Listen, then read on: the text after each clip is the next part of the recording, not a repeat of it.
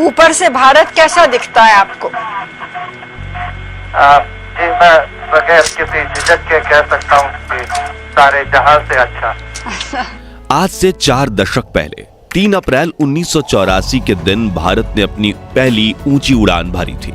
अंतरिक्ष में भारत का तिरंगा फहराने वाले शख्स थे स्क्वाड्रन लीडर राकेश शर्मा, जो सोवियत यूनियन के स्पेस प्रोग्राम का हिस्सा बनकर अंतरिक्ष में जाने वाले पहले और इकलौते भारतीय बने थे।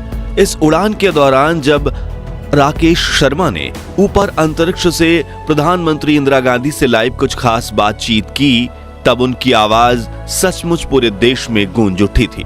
और आज भी जब राकेश शर्मा का नाम लिया जाता है तो हर भारतीय का सिर गर्व से ऊंचा हो जाता है। लेकिन क्या आप जानते हैं कि अंतरिक्ष में जाने से ठीक पहले राकेश शर्मा के जीवन में एक ऐसा दर्दनाक हादसा हुआ था जिससे कोई भी इंसान टूटकर बिखर जाए, लेकिन उन्होंने खुद से पहले देश को रखा और अंतरिक्ष में जाकर भारत का नाम रोशन किया। तो वो दर्दनाक हादसा क्या था और राकेश शर्मा को अंतरिक्ष में भेजने के इस मिशन में प्रधानमंत्री इंदिरा गांधी की क्या भूमिका थी, जानेंगे इस वीडियो में भारत के पहले अंतरिक्ष यात्री के सफर की पूरी कहानी।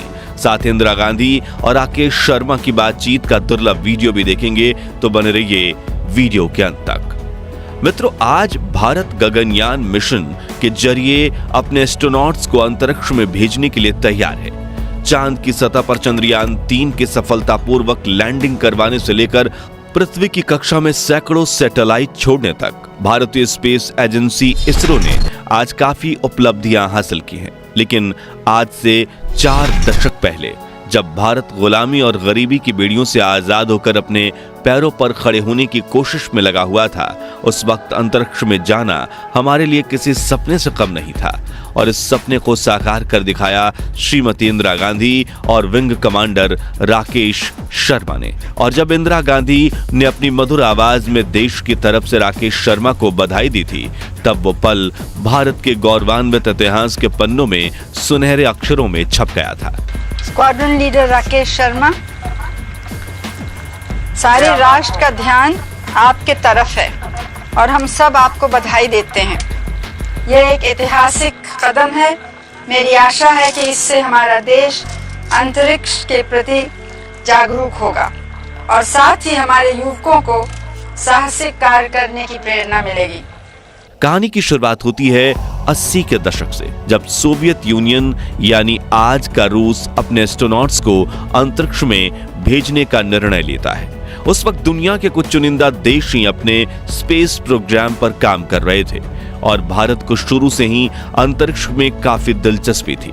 इसलिए सोवियत यूनियन के टॉप लीडर्स जब भारत की प्रधानमंत्री इंदिरा गांधी को बताते हैं कि हमारे इस स्पेस मिशन में एक पोजीशन खाली है, अगर आप चाहें तो किसी भारतीय को हमारे साथ भेज सकते हो, जो सुनकर श्रीमती इंदिरा गांधी तुरंत ही हामी भर देती हैं, क्योंकि उस वक्त भारत की सबसे ज्यादा पढ़ी लिखी प्रधानमंत्री कही जाने वाली इंदिरा जी ये बात अच्छे से जानती थीं कि किसी भी देश के विकास में स्पेस प्रोग्राम्स की कितनी ज्यादा अहमियत है। जिसके बाद इंदिरा गांधी ने इंडियन एयरफोर्स के पायलट को अंतरिक्ष में भेजने का निर्णय लिया और एक सिलेक्शन कमेटी बनाई। काफी कठोर चयन प्रक्रिया और मेडिकल टेस्ट के बाद इस कमेटी ने कुल 150 कैंडिडेट्स में से 2 बेहद ही काबिल एयरफोर्स पायलट्स का चयन किया, जिनमें पहले थे विंग कमांडर राकेश शर्मा और दूसरे थे एयर कमांडर रवीश मल्होत्रा, और इनमें से एक अंतरिक्ष में जाने वाला था।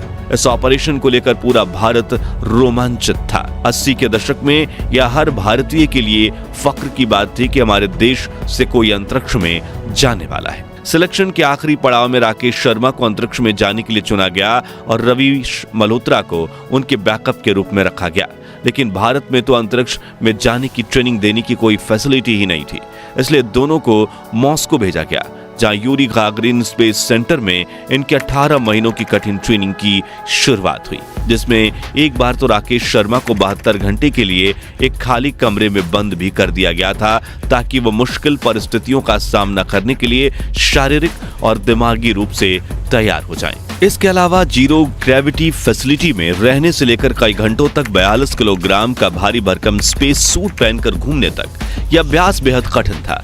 लेकिन राकेश और रवीश ने इसे अपना कर्तव्य समझा और अंतरिक्ष में जाने के लिए खुद को तैयार कर लिया। और जब इंदिरा गांधी ने इस ट्रेनिंग के बारे में पूछा तो राकेश ने ये जवाब दिया। जमीन पर तो आपकी ट्रेनिंग बहुत कठिन रही और एक वैसा ही वातावरण बनाया गया जैसे कि अंतरिक्ष में होता है। अब आप वास्तव में अंतरिक्ष में हैं, तो क्या वैसी ही हालत है या कुछ अलग लग रहा है? जी, पहले तो मैं भारत के नागरिक होने के नाते आपको धन्यवाद देता हूं और मेरे क्रू मेंबर्स भी मेरे साथ आपको धन्यवाद देते हैं आपकी बधाई के लिए। जैसे आपने कहा हमारी ट्रेनिंग बहुत रवीश मल्होत्रा की और मेरी दोनों की ट्रेनिंग काफी मुश्किल थी, मगर अभी हमें आज पता लग रहा है कि ये जो ट्रेनिंग हमें मिली ये ट्रेनिंग जरूरी थी, क्योंकि यदि हमारी डॉकिंग मैनूवर हुआ है बगैर किसी तकलीफ के, हमें तो ऐसे लगा जैसे कि हम सिमुलेटर में ही बैठे हुए हैं। तो ये हमें सब बताता है कि जो ट्रेनिंग हुई है कड़ी ट्रेनिंग जिसकी जरूरत थी, जिसकी वजह से हम बगैर किसी तकलीफ के सक्सेसफुल डॉकिंग कर पाए हैं। आगे जब प्रधानमंत्री जी ने स्क्वाड्रन लीडर राकेश शर्मा से पूछा कि ऊपर से आपको भारत कैसा दिखता है, तो राकेश शर्मा ने जो जवाब दिया वो सुनकर इंदिरा गांधी के चेहरे पर मुस्कुराहट आ गई और समग्र भारतवासियों का सर गर्व से ऊंचा हो गया। ऊपर से भारत कैसा दिखता है आपको? जी, मैं बगैर किसी झिझक के कह सकता हूँ कि सारे जहां से अच्छा।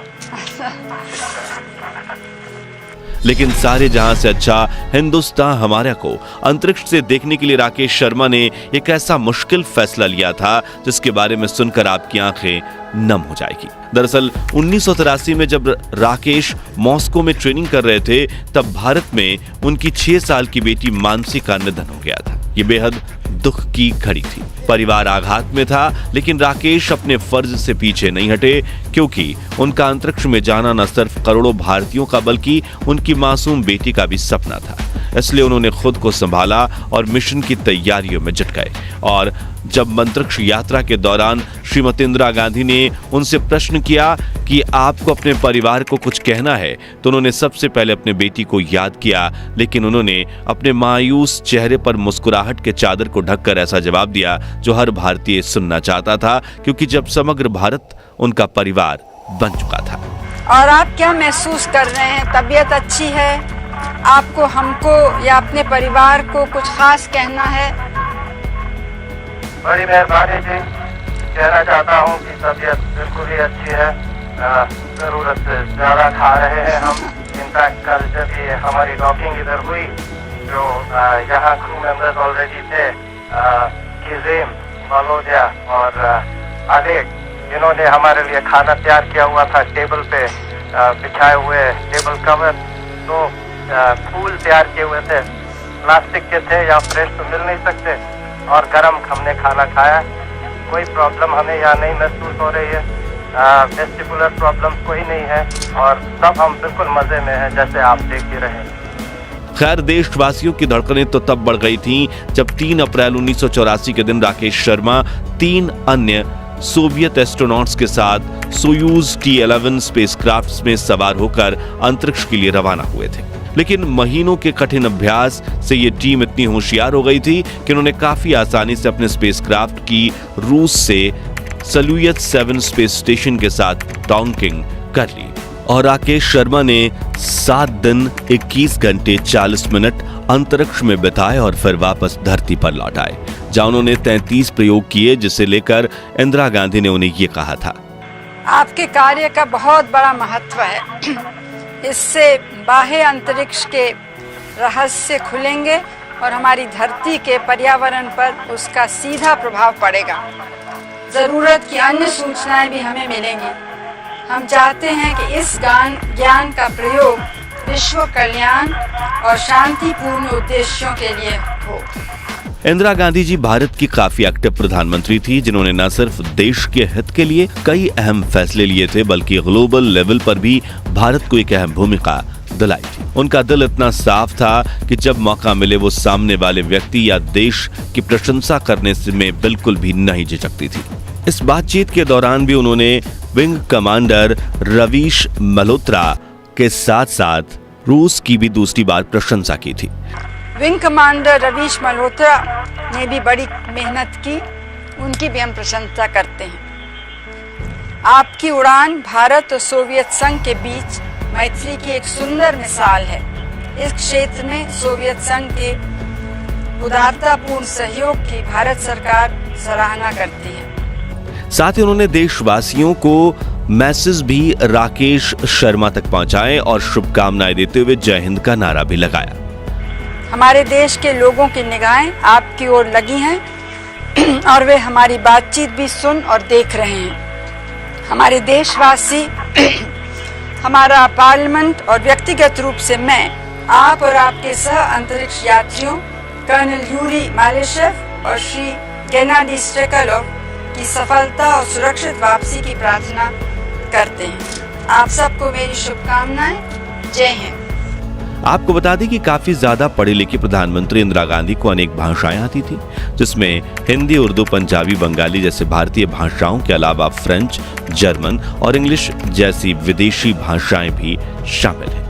उनकी एक खूबी थी, वो जहां भी जाती वहां के लोकल लोगों की भाषा में बात करने की कोशिश करती थी ताकि उन्हें इंदिरा जी की बात समझने में कोई परेशानी ना हो। इसलिए राकेश शर्मा के साथ इस बातचीत में उन्होंने अंतरिक्ष में गए क्रू और रूस को आखिर में इंग्लिश लैंग्वेज में शुभकामनाएं दी और उनका ये मैसेज पूरी दुनिया में वायरल हुआ। आप भी सुनिए। Greetings from India to you all. We saw the launching of your spacecraft with fascination. We share your excitement. The government of India appreciates the Soviet Union's generous collaboration in this field. You are far in distance from us, but our hearts and thoughts are with you. अंतरिक्ष से सफल उड़ान भरकर राकेश शर्मा ने जब धरती पर वापसी की तब रूस में उनके लिए एक प्रेस कॉन्फ्रेंस आयोजित की गई थी। साथ ही उस समय की सोवियत सरकार ने उन्हें हीरो ऑफ सोवियत यूनियन के सम्मान से भी नवाजा था। तब से राकेश शर्मा को हीरो राकेश शर्मा के नाम से जाने जाने लगा। फिर जब राकेश भारत लौटे तो देश के करोड़ों लोगों ने उन्हें खूब प्यार दिया और भारत सरकार ने उन्हें अशोक चक्र से सम्मानित किया, जिसके बाद उन्होंने अपनी एयरफोर्स की ड्यूटी कंटिन्यू की और 1987 में रिटायरमेंट ले ली। जिसके बाद उन्होंने कई डिफेंस कंपनीज में टेस्ट पायलट की भूमिका निभाई, जैसे कि हम जिस तेजस लड़ाकू विमान की सफलता की कहानियां सुनते आए हैं, उसकी टेस्ट उड़ान के साथ राकेश शर्मा सक्रिय तरीके से जुड़े हुए थे।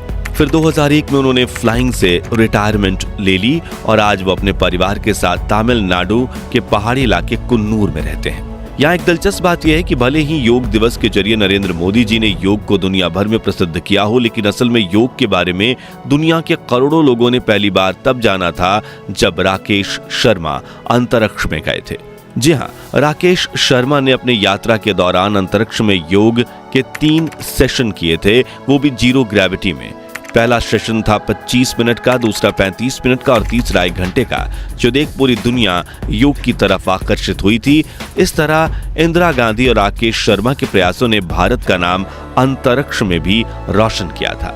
तो दोस्तों, आपको श्रीमती इंदिरा गांधी और राकेश शर्मा के बीच की ये दिल छू लेने वाली बातचीत कैसी लगी, कमेंट्स में बताइए। वीडियो पसंद आया हो तो लाइक और शेयर करके 11,000 लाइक्स के लक्ष्य को हासिल करने में हमारी मदद कीजिए और ऐसे ही दिलचस्प वीडियोस के लिए चैनल को सब्सक्राइब करके पास वाली घंटी जरूर बजा दीजिए। धन्यवाद।